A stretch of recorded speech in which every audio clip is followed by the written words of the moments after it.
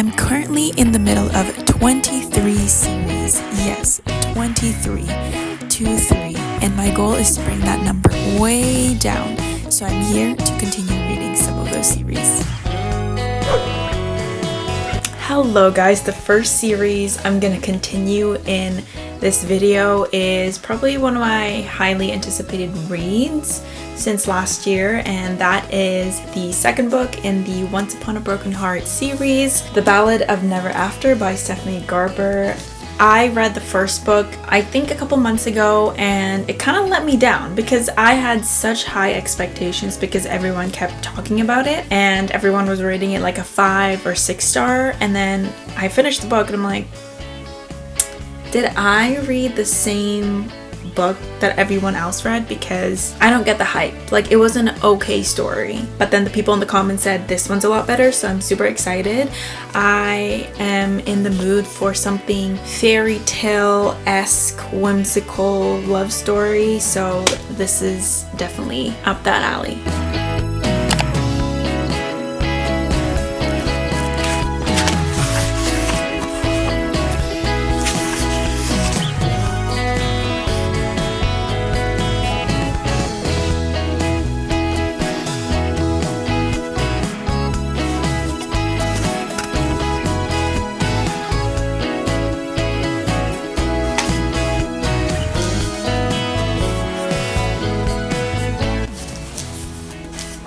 This book, I love her books. They're just so pretty. I wish I got like the special editions, but I can't right now.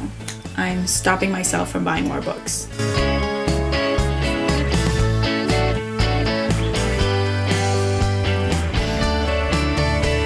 Book update time. I got this far into the book, page 116, chapter 15, and I forget how fast-paced this book is, or the series. It's just so easy to read and it flows, and it just doesn't feel like it's taking a lot of brain power to read because my brain is fried. So this is exactly what I needed. Anyways, if you don't know what the series is about, it follows a girl named Evangeline. She ends up making a deal with the devil, also known as the Prince of Hearts, Jax, to stop the wedding of the love of her life to another girl, or her stepsister. Anyways, in this book, it's so much more than that. Like, I feel like we'd steered away from that aspect of the story. There is a lot more going on. There's a lot more at stakes. Her life is at stake. A lot of other people's life is at stake. And she is once again working with Jax, even though she vowed to never trust him again because he's just...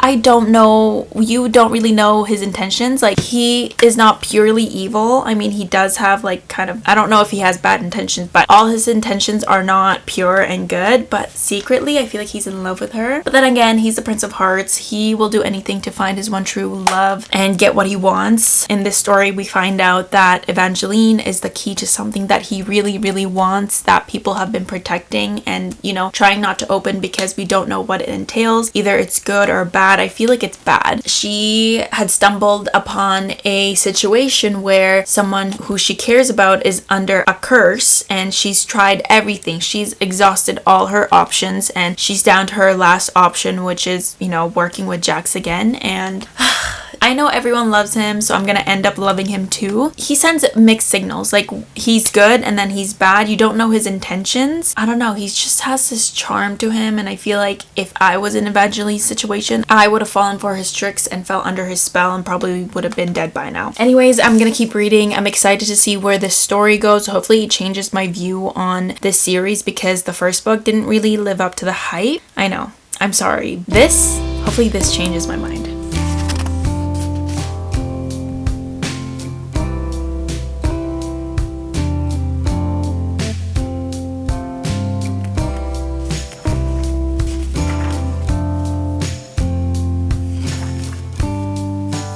What is it with dimples? Because the last book I read is One Golden Summer, and Charlie, the male main character, had dimples. Jax also has dimples. I don't know, there's something about dimples in movies. It's like 11 p.m. right now. I know it's still light out. That's what you get when you live up north. But I am this far into the book. I don't know if I'm gonna finish it because it is quite late and I want to go to bed soon. But I got to page 272, chapter 33, and I don't know, guys. I don't know what the story is doing to me. It's like 1 minute he's so cold and 1 minute he's so like sweet and soft with her. He definitely has a soft spot for her, and there's this thing that happened and it was very, very high stakes is all I can say. I feel like there's definitely more to him than he says to other people and to her, because he is essentially like vulnerable right now. Like he brought her to a place where it raises some questions, very suspicious, and I'm kind of loving it. Like I have a theory in my head and I hope I'm right. I think I'm right based on what just happened. What did I just read? Because I did not see this coming. Okay, now my theory doesn't make sense.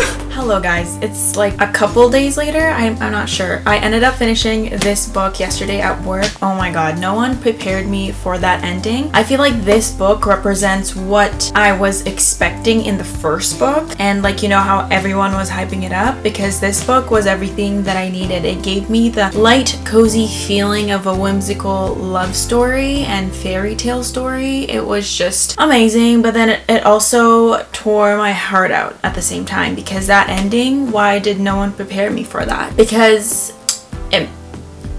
I don't know. Speechless. I couldn't even say what I was thinking because it's all jumbled up in my head. But as much as Jax is horrible to her, is how much she means to him. And I can't get over that ending. Like, he was horrible. He was horrible just to protect her, because he saw what this whole situation was putting on her and her feelings and her heart and all that. And it's just the yearning of two people who know they can't have each other and they're better off just, you know, separately, living their lives separately. But it was so good. I think I'm gonna give this a 5 stars. It's definitely what I pictured this story or this series to be like, and I'm hoping that the next book does not disappoint. I've heard mixed reviews, but I am seeing a lot of potential to where this story can go, and I'm hoping that it goes that way. Please.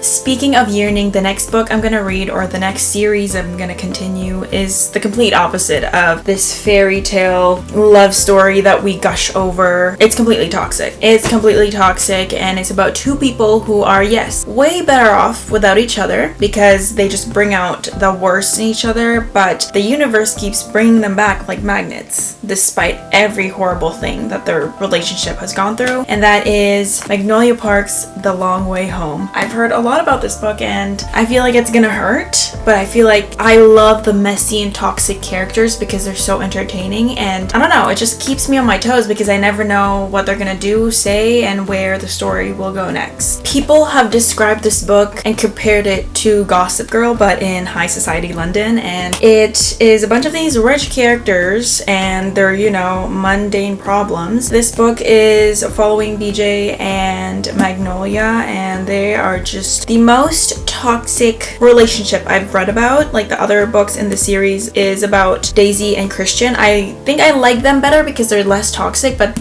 these two are very entertaining to read about, so I'm very excited. And this is after the first book where things blew up. The ending was like, what? Are you serious? This is what happened? So this is the aftermath, and I'm super excited to see how they come back from this, because I know they will come back.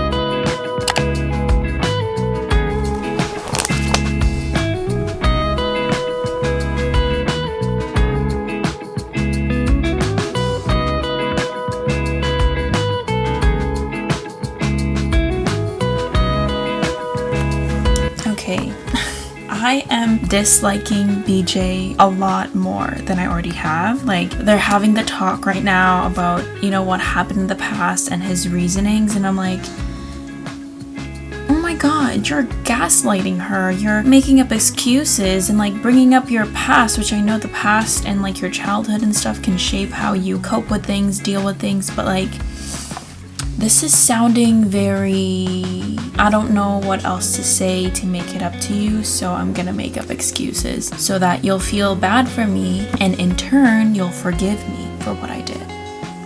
Red flag. Biggest red flag, because, I mean, he did own up to it, but what is he doing right now? Okay, like, I just read a little bit more, and like, okay, I kind of get where he's coming from, because he did go through something in the past, but like, it's just like a toxic way of coping. I think they're just both toxic. Like, I don't know how many times I've said they're toxic. Entertaining though.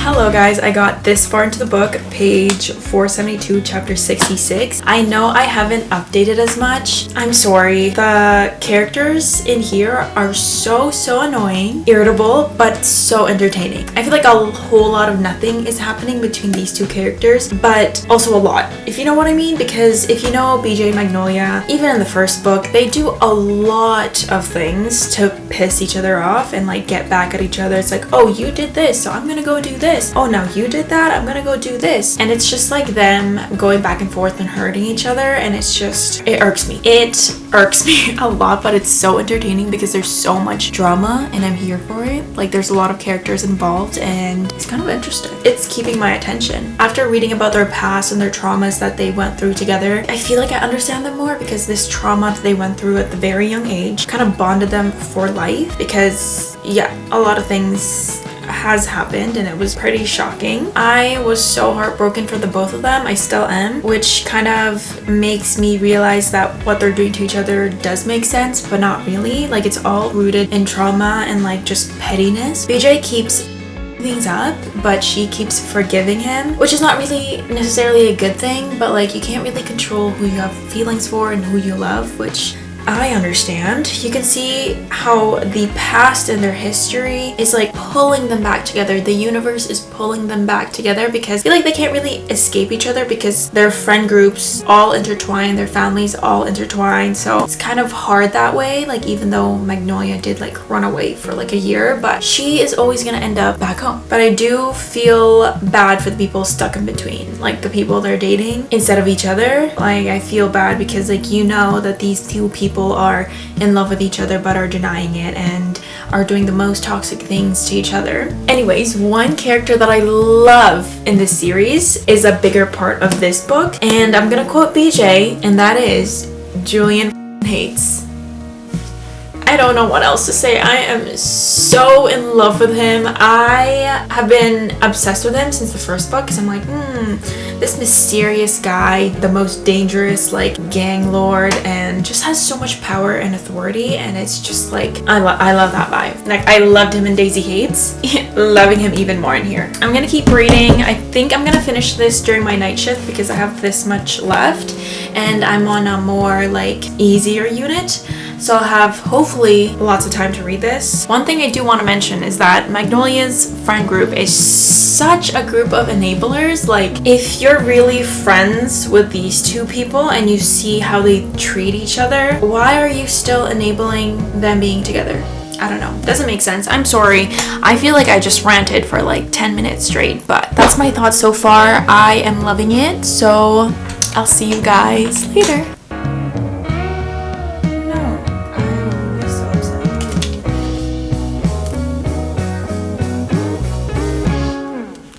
How many loves do you get in a lifetime? For me, it's just one.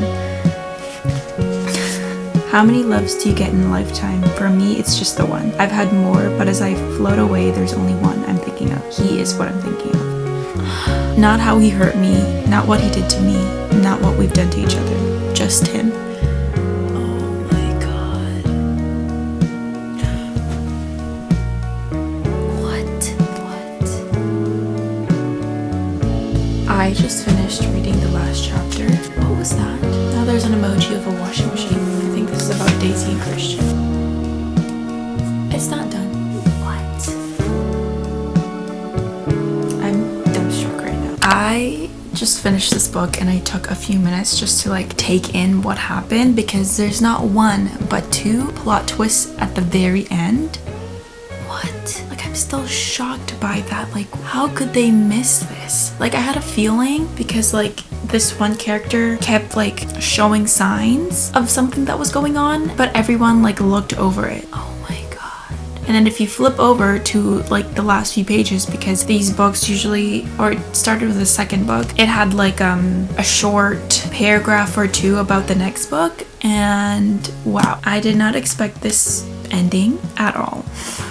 But talk about 5 stars, this book is a 5 stars because there was not one moment where I was bored during this book. It was so interesting, it was so petty, there was so much drama. Like, all the characters in this book needs therapy, and I'm so thankful one of them finally got one, but I don't know how effective that was. I think they needed to keep going. But like in this book, BJ and Magnolia just came back. Like, I actually started liking them. It kind of felt like a redemption arc for both of them, for me. I know a lot of people love the first book, but it just didn't give. I think this is the first book in the series where I'm actually like, oh my god. In this book, there's a lot of back and forth. Magnolia dating other guys just to piss off BJ, and BJ sleeping with other girls to get back at her. And it's just a whole bunch of back and forth. But if you overlook that and look at the big picture and, like, you know, their history and what they've went through, the universe just kept pulling them together because they were meant to be with each other. Despite all of the things they've gone through in their so-called relationship, what's meant for you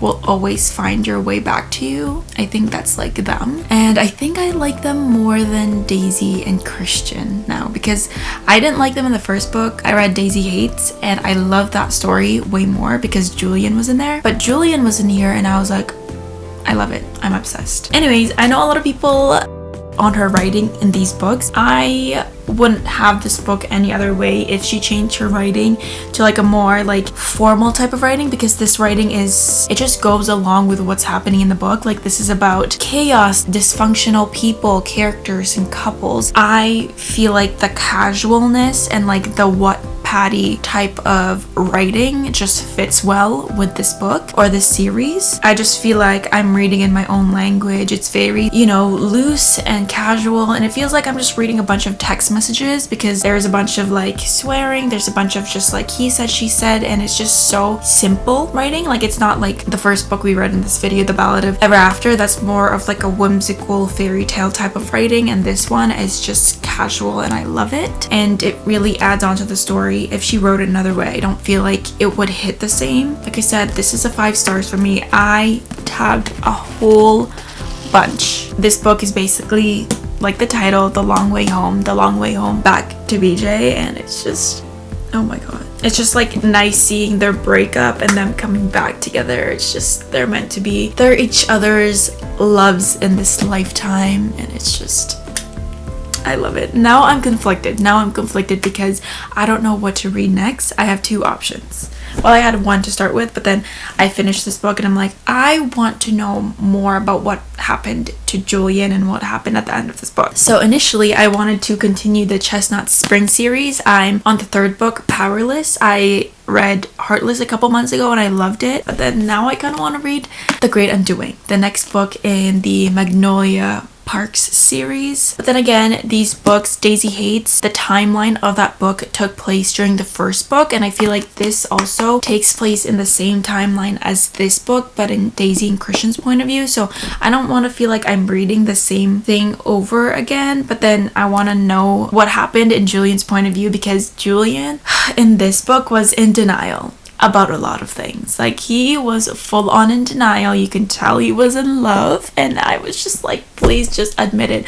But I could understand it, why he doesn't want to pursue it, because of his lifestyle and his line of work. But yeah, I think this takes place the same time as this, and I don't really want to read the same thing. Maybe I'll go with this book. I don't know. I guess you'll find out in the next clip.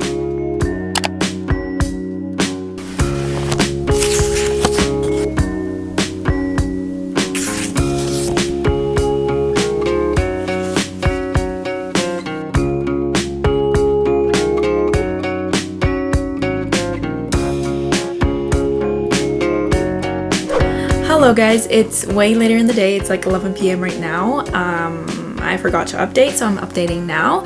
As you saw in the previous clips, I ended up picking up Powerless by Elsie Silver, the 3rd book in the Chestnut Spring series. I know, I feel like I'm late. I feel like everyone's read this series and I'm still on the 3rd book, but you know what? Whatever. Anyways, I decided not to pick up The Great Undoing by Jessa Hastings because I kind of looked it up and people have said that a lot of the things that happen in that book line up with the last book that I read, and I kind of wanted to take a break because Jessa Hastings put me through a lot of emotions reading that book, and I just wanted something light. A small town cowboy romance is it. Like, it'll do that for me, and I loved the previous last 2 books, Flawless and Heartless. Heartless, 5 stars for me. I loved Cade. This book is about Jasper. He's out of the Eaton brothers, or boys. He's the one that kind of got adopted in because of his past, and you know, it's just not great. Anyways, he's a professional hockey player. He plays in the NHL, and our female main character is Sloane, which is the Eaton brothers' cousin, and she's a professional ballerina. They have been friends since, I don't know, they were 10 or 11 is when they first met, and Sloane was like love at first sight with Jasper. Now they're all grown up. It says 2 childhood friends, 2 broken hearts, 1 impromptu road trip to get away from everything. That's all it was supposed to be.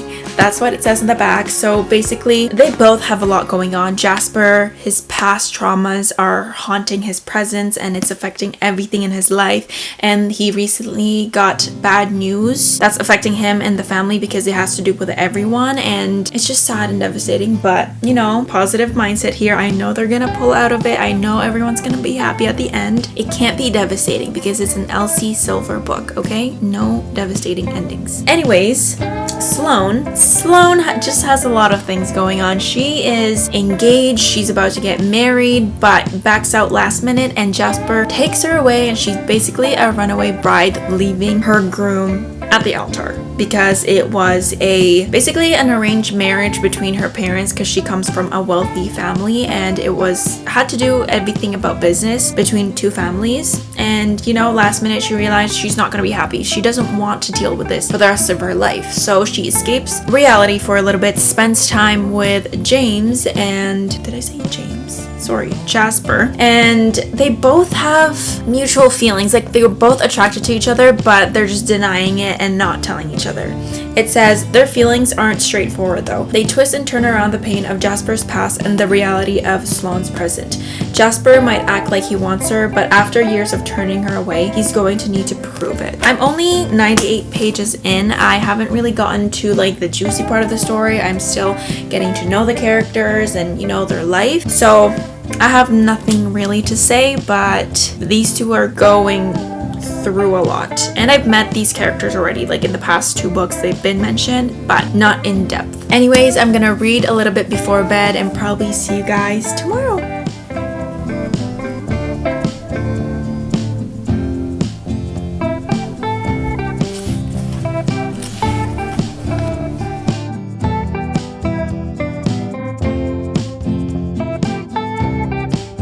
Guys, I know I look rough. I just came from a relaxing day at the spa. I need to go shower off and get into bed because I'm so tired. I don't know why hot water, like sitting in hot water and being in the sauna in the steam room, just makes me so tired. Anyways, I got halfway through the book, chapter 20, page 213, and this chapter that I just finished, it really kind of brought them closer, because there's just something, they went on this road trip, something happens, and it's like, oh my god, like something big just happens, and it makes them realize that life is too short. So something happens between them. I was so giddy.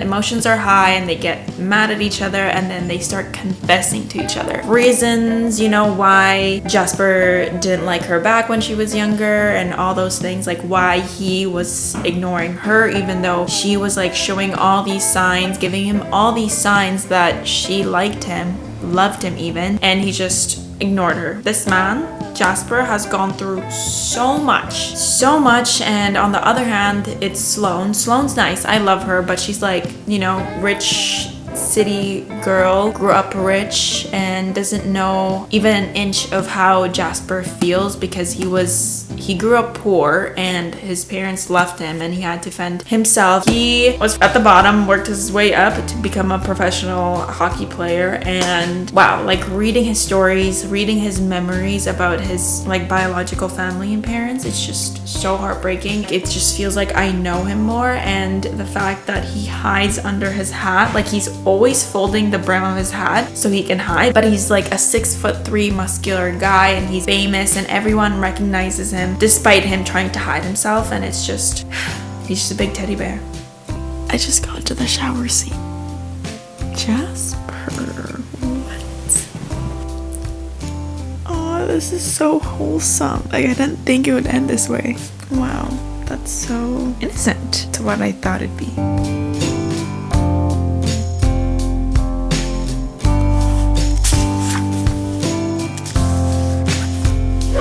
Hello guys, it's like a week later. I totally forgot to give you my review of this book. This book ended in such a heartwarming and touching way. I loved everything about it. The thing I liked about this book is that we got a glance of her other series called the Gold Rush Ranch, I believe, and it's involving the sister of the Eaton brothers, Violet, and it's just like a much more fancier, richer, kind of small town romance ranch farmer series, and I'm kind of excited to pick that up just because I met like the characters in that and they all seem super fun. I also love the little cameo of Theo and Winter. Theo and Winter I think are gonna be in the next book called Reckless. Such a grumpy sunshine duo. I think Theo's younger and Winter's a bit older, so it's kind of like an age gap romance. So I'm excited for that. My most favorite things about these books is the found family. I feel like that Eaton family puts so much effort into welcoming new people, or, you know, like just people passing by and welcoming them into their small little ranch, and I just want to be a part of it. Like, can I take an Eaton brother? I know they're all taken, but maybe Harvey would like to adopt another guy because he raises them right. And speaking of Harvey, I freaking love him. Elsie Silver, can we get a book on him? Because him during the epilogue just melted my heart. Every time he's in a scene, I know it's gonna be funny. I know I'm gonna be laughing. But back to the story. I loved Jasper and Sloane, but I feel like they were just running away from their problems most of the time. Like, they were scared to face the consequences, and the consequences ended up coming at like the very end, which, yeah, if I was in their shoes, I would want to run away too. But like, story-wise, I feel like we could have gotten a little bit more of that again and then see how they came out of it, because it felt like the ending was just rushed. Like, okay, like it's still going, and then boom, it goes up near the end and goes down super fast. The happy ending came super fast. I just wish we saw more hurt, more emotions, more yearning, more all of those things. But I am gonna give this a 4 stars. I still loved it. I think my favorite's still Heartless though, so far. Anyways, this brings us to the end of this video. I hope you enjoyed. I will continue to work on these series because I don't even know how many I'm in the middle of right now. It's actually kind of overwhelming. So before I start new series, I will finish some. So that should be motivation because I have a lot of series that I want to start. If you're still here at this point of the video, comment, I don't know, something farmy. I'll put like a emoji up here, but thank you so much for watching. Don't forget to like and subscribe down below, and I'll see you in another video.